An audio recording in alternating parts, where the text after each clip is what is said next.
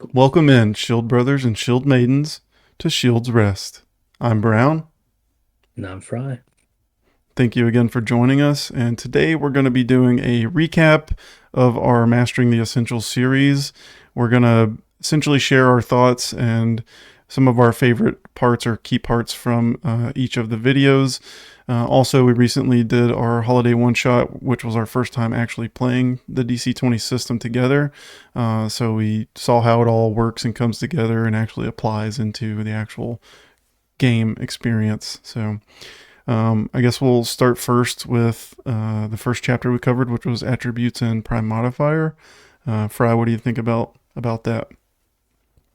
I really like the way they kind of broke it down. I think my favorite aspect of it is like the idea of the prime modifier, Hmm. um, where you get to like say this is the skill that represents my character, not this is like my character represented by the skill kind of thing. So it really lets you make that choice without like ruining your character, so to speak. You always are staying in line with people as far as like the power scaling goes. So I think that's like a really great option to have. Yeah, I think my thoughts on that are just with character creation or character, ideas.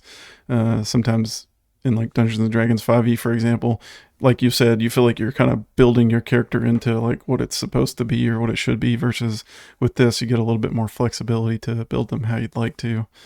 I think for me, one of the key points from this section was the way that the attributes are kind of condensed down. So there's only 4 instead of 6. I think it makes it more simplified, but you don't really lose anything. Like I said in the original video, but I do like how it kind of breaks it down into those like physical and then mental aspects. So I really like that about the system. For sure. Yeah, I Um, just like that you can like take that intelligence barbarian or you can take that like might rogue and stuff, and you're not, like you said, kind of pigeonholed into this. The barbarian, I have to be the meat shield, I have to be the big tank, so I have to take yeah, might. Sure, you lose out on health by not taking might, but you can actually still function as a character just in a different aspect. So it's role yeah, play the way you want it, yeah, not the way the system demands it. So that's good. exactly. For the Ancestries system, what's like a key part of that for you? What do you like about that the most? The ancestries, it's got to be like picking an ancestry as Beastborn. I mean, I played it in the one shot. That was a Every bit crazy. character that I like try to build or look at, I'm either want to do full Beastborn or I want to take my a lot of my custom picks from Beastborn. I think that is such a flexible ancestry. And they're all great. I definitely can Mm. make characters using other ancestries, but like just the idea of the Beastborn and having like it's literally like build your character piece by piece, and like that was so much fun for me.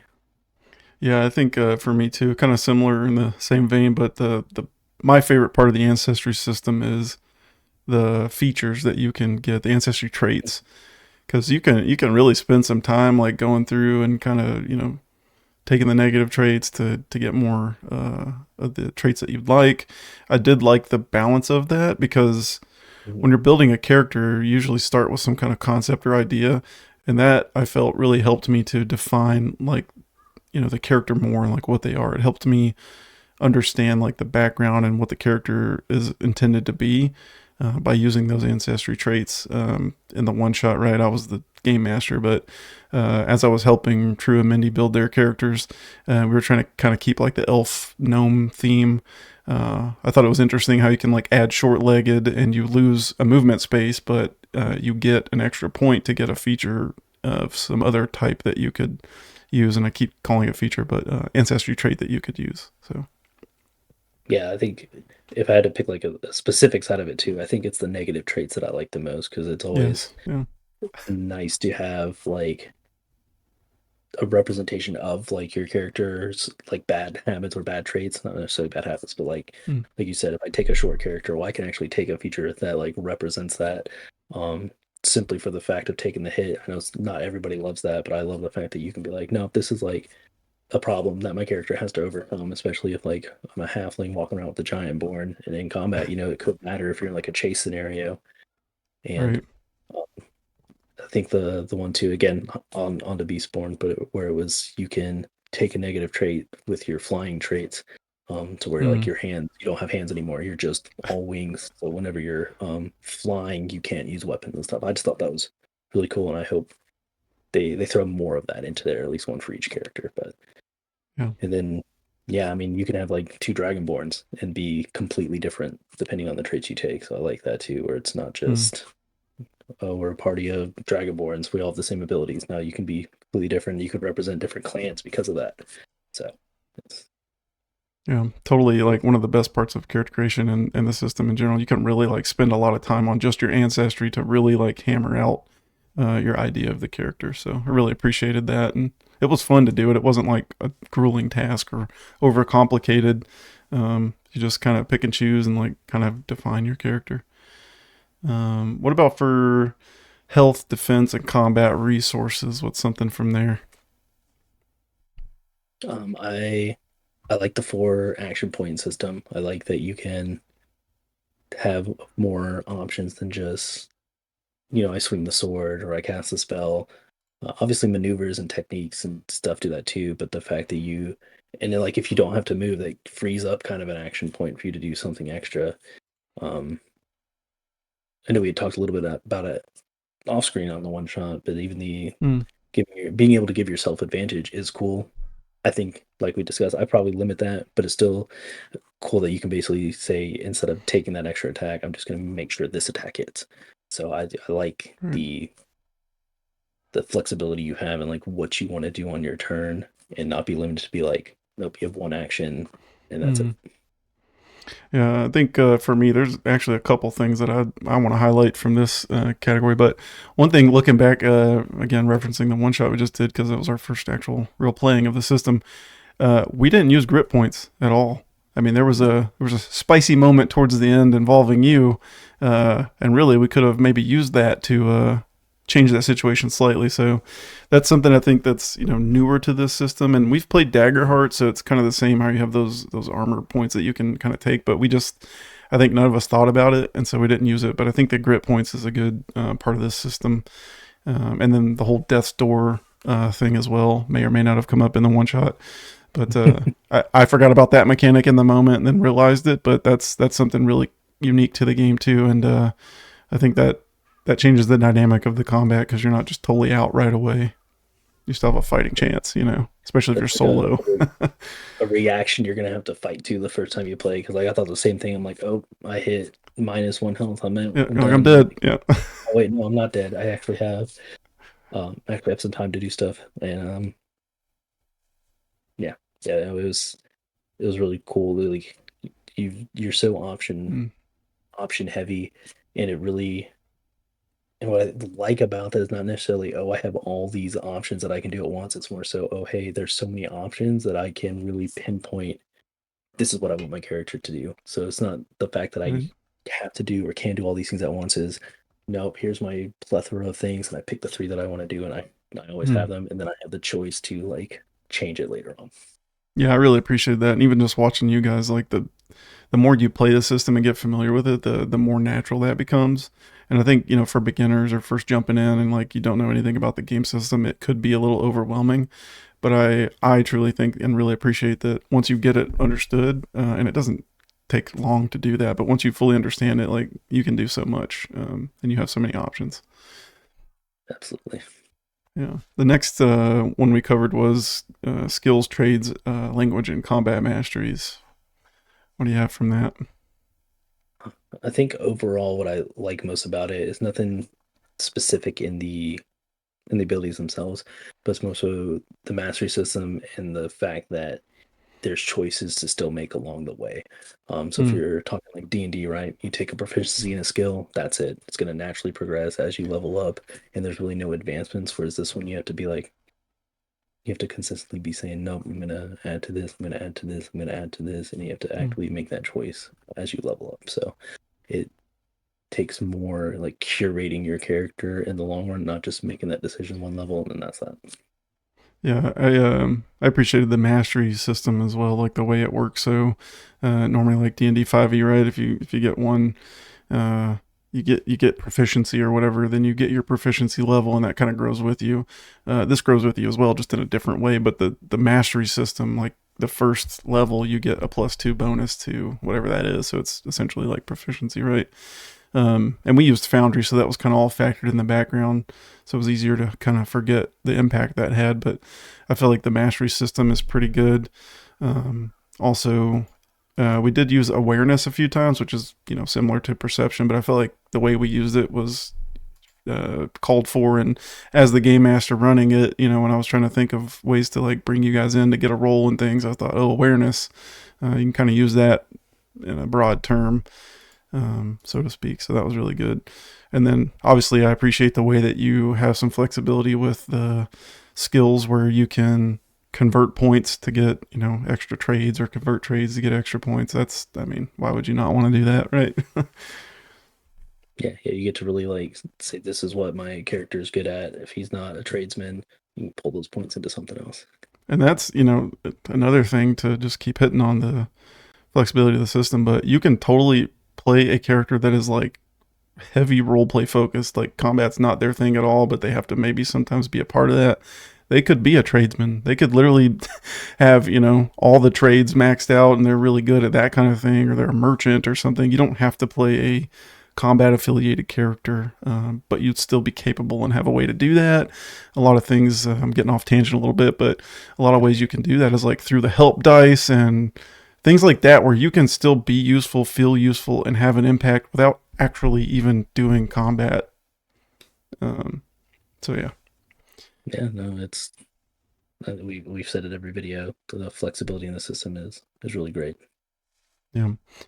The next chapter we covered was character creation. We did like a walkthrough video, and so not much to really talk on that, but maybe you can share your experience with building Luca and like how you saw that come together, and if you'd like, maybe even talk about Foundry and how that was easier or more difficult. No, I think Foundry when we first made it like on paper, it definitely was a lot to take in. Like you have the step by step, and we had been familiar because we've read over it so many times, so Mm, it came a little quicker to us. But right. it definitely were some key moments. You could even see it in the video where we were like, we like messed up the math on one thing, and Yeah. we had to go back and fix it and all that. So there's definitely like a learning curve to it. But I think Boundary like made that so easy because it's just there step Yeah. by step. You have to literally click all Automatic the things. formulas. Yeah, automated it all for you. All you have to do later in Foundry is kind of finding it sometimes. So I know there was some Mm, points in the one shot where we were confused as to like which one do we click or where is this at. But it didn't take us more than like a few minutes, and then towards the end we were in a pretty good groove, so it was real quick to pick up. So yeah. Foundry is like I think even if we were playing in person, I think I would like Foundry on there. Mm, In an ideal scenario, you have that screen on the table, so to speak, and you have your yeah. like laptops there, so you can just real quick do it and show it on the screen and all that. So I think even in person, I would be using that Foundry model just for that aspect. Yeah, that character creation wizard is really helpful. It kind of just walks you right through it. And there are some things where you kind of have to know how to use it first, or you'll get really confused. I'll put a plug here for BaileyWiki. That's whose videos I watched to learn how to use DC20 module in Foundry. He has a good video walking through creating a character, and they explained it as they went along, which helped me to then explain it to the players, and also in our creation video that I did with True and Mindy. So I appreciated that. But if you just watch that quick video, then you can go into Foundry right away and like build any character you want, knowing that you have to open the compendium and click and drag things to like put it on your character. Small stuff, but I think it was pretty intuitive with just the quick knowledge of how to use it. And then we covered checks and saves as well in a video. We definitely had lots of that stuff come up in our one Yeah, shot. So share your thoughts on that. yeah. I mean, I think overall the buy five system I really like having kind of like those degrees of success depending on or failure depending on how much you fail or succeed by. Um, because I like that. Like nothing's kind of like feels worse like in like when you're D&D because if you're running it raw, like skill checks and stuff. like a nat 20 on a save or a nat 20 on um, mainly saves, right? Mm, It just means okay, you saved. But with this, you're succeeding by so much that means like you get an extra benefit and vice versa. So I think it, and even if you don't critically save, but you roll that 19, and this, the check was only like you had to succeed by 10. So like not only are you succeeding, but you're still getting good results out of it, even though you didn't mm. like crit on it. So it, I like that aspect of it. Yeah, I think there were a few moments I can remember that involved like a check or a save, which the dynamic saves, which I think it took us a minute to realize like that is a thing in the system, but we did make a note of it and saw an example of that. I really appreciated that because spellcaster, for example, you use a spell that's a fire-based spell that might inflict burning, but your attack misses. It's not just a total whiff. They still roll to see if they get burned because even though your attack went by them, they still could have caught the flame. So I really liked the how that part of the system works. And then one thing that I did as a game master with my brother when he was like, "Can I check the Nutcracker to see if it's what it's made out of?" And I said, "Yeah, do a just explain whatever check you can do." And he his idea was just use an intelligence check to see if he can see what it is and be familiar with it. And I let that happen. So you can use checks in combat, and we covered that I think in that video about how you can get more information on the character. You can use that AP to assess, analyze the creature, I think is what it's called, to get information. And then, as Fry mentioned, the degrees of success, depending on how well you succeed, you can get additional information. So definitely love how it makes checks, at least in my opinion, it made checks more valuable because you're not just outside of combat. I'm trying to pick a lock or something. You can do it in combat, and you don't feel like you're wasting your whole turn because you get 4 action points. So That's what I was um, gonna say. Like it's yeah, not a waste to do that. 'Cause I feel like I know I do. I'll skip that option in D&D because I'm like, for well, I'd sure. rather like go attack twice than fail a Yeah, perception check and not get right. anything out of this whole turn. Yeah. But that really adds to the role play with tabletop role playing game, right? That's the one of the main points is you don't have to role play, but that's what really like people crave from it, I think, and what makes you appreciate it and have fun with it. Um, Giving you the ability to role play a check to see if you can assess the monster like that. That's gold, right? Like that's why Yeah. we're playing. So really appreciated that. And then our last video, maneuvers and techniques, we definitely saw a lot of that as well. I love that part of the system. I'll let you go first, though. Yeah, no, I mean, I think it was a combat heavy one shot, so we definitely got to use them more than anything. So I think by default, I enjoyed that the most. But I think even in like a longer term campaign or even like a maybe a couple series one shot, the combat in this is so much fun because of Mm, all the little things you can do. Like we said earlier, there is a lot, and sometimes it can seem overwhelming. But once you get into that flow, and you know what you want to do for your character, you can do it. And that's like what it is. I'm like, I want to make a character that functions in this way. There is a mm, maneuver, there is a technique, there is a check, there's an option to do it, and so you don't have to feel limited to the best option. I mean, you can limit yourself to the best option. I could power attack mm, every time, and yeah, just max out my damage. But sometimes I want to give other people advantage. And you have knockbacks, you have prone maneuvers, you have the hinder maneuver. Like, and you can.